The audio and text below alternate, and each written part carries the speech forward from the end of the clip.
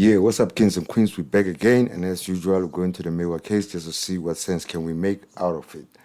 Now, today was not a full day because Mr. Mgonzulu was not feeling well. But before we do that, please like and subscribe, hit that notification bell so that when we drop more content like this, you are in the loop. Now, if you have realized, you could have realized if you are someone who's aware that the name of the podcast has changed. The name of my podcast has now changed to Kings and Queens Podcast with your host, Ein. So tell me if you like it, but I think it's appropriate because I always start with what's up, Kings and Queens. Now, let's go to our topic. What we're going to talk about today is Ginindza back on the stand. Now, it's amazing what they're doing there. Like, the inconsistency that they are dropping, amazing. Now, tell me this. Okay, before we talk about their inconsistencies, Jatrata, I don't know, he's cruel, man. This guy he's got this heart this side, he's got this heart in the back. He's put it to the back because when told about the ID that was returned to Moses Ibia, guess what he said? He says, why are you including me in your arrangements? It's something that has to do with you. I've got nothing to do. There's nothing I can say about that. But guess what? Last week he was saying, should I make an order and then why don't you just give him the ID? What? Can you make a certified copies? What?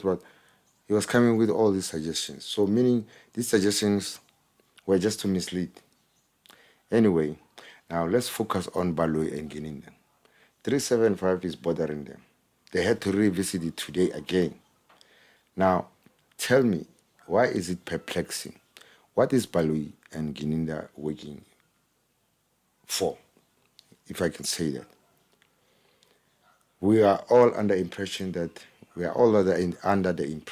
they are covering up for Longwe and the people, and maybe the people in the house. We are thinking that. Now, when I hear Ginindza mentioning that the photo of money was found in Longwe's phone and was found in Kelly Kumalo's phone, it got me wondering. Aren't you implicating the same people that you are trying to protect? What happened? Like, are you telling me that now you want also Longwe in, or you are just depending on the fact that the judge will convict these people first, then they'll come to the mastermind and the co-conspirators? Then it will never come to there. They will never get arrested. Is that what you are relying on? When you are implicating the person that we are thinking that you are protecting. Amazing.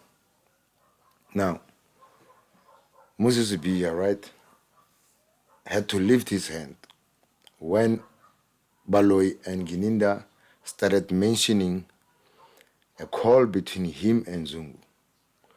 Wow, that's surprising, kind of surprising. I'm wondering if Moses Bia's Section 205 were ever led in court. I don't think so. I think the only time that their records was read into the record was when that guy, let me just check his name quickly. Yeah, was when Stein came and testified the first time. I think that's when these numbers were called of Moses Ibia and Tanzi.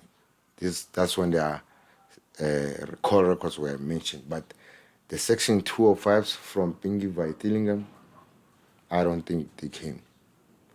Now, when we're looking at these records, according to Stein, this is what Stein has done, right? According to Stein and Ginindza, there was a call between Zungu and Sibia. Now, can you believe this? Can we buy this? Can we just buy this on the face of it? Are we supposed to just agree that, okay, there was a call between Sibia and Zungu when there was no Section 205 from Zungu presented in court. How are we to verify that? Now, it's amazing that Baloyi is bringing this up, right? He's saying there's a call between Zungu and Sibiya. Do you remember when Stein told us, when he was testifying about Ntanzi and Sibiya, he told us there was a record, a call. In fact, there was a photo on Ntanzi's phone which had an article about the crime. And this photo was taken on the 29th. Let me just check it quick. This photo was taken on the 29th of October, 2020.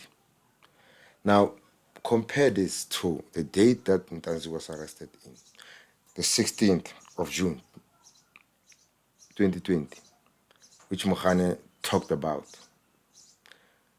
16th of June, 2020, and then Ntanzi takes a photo 3-4 months later while he's still in jail. Do you see where this is going? You see why I'm saying, I'm just wondering, like, why Baloyi is... There's even a doctor. You have to keep in mind that there's even a doctor in that team, Dr. Sibanda, who just graduated, I think, 2-3 days ago to a doctor, LLD, whatever, yeah. There's a doctor there, but are you telling me that they are not seeing these inconsistencies? You are telling me that they are not aware that that's the reason why now this photo is never mentioned at all. Nobody's talking about it. Or watch it. Just watch. The state might just bring it up again.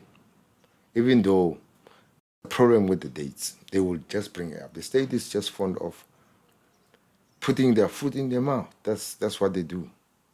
Anyway, guys, I'm not going to take too much of your time. I think that this was all that we had today from these proceedings, because they had to be cut short because Mr. Mgomezulu was not feeling well. And then there was mention of a heater being brought to him by Mshololo from the court stenographer, and then it still was not helping. So we just wishing Mr. Mgomezulu well. Hope that he gets well soon. But you could tell by even Mr. Ramsipili going to speak to his client and answer that there's something wrong with the Section 205 of Zungu. In fact, the connection between Zungu, the call, by that call, being made by Baloyi. Anyway, guys, let me not take too much of your time. Let me just bounce. Please like and subscribe. Hit that notification bell so that when we drop more content like this, you are in the loop. Baloyi is amazing. I don't know. There's a doctor there, but the inconsistencies in this case, amazing. Amazing. Let me just, I think what they're trying to do is trying to prove when they were bringing up Zungu's story about that he saw Ntanzi outside wearing a hoodie, what. I think they're trying to prove the identities and what the people in the house were saying.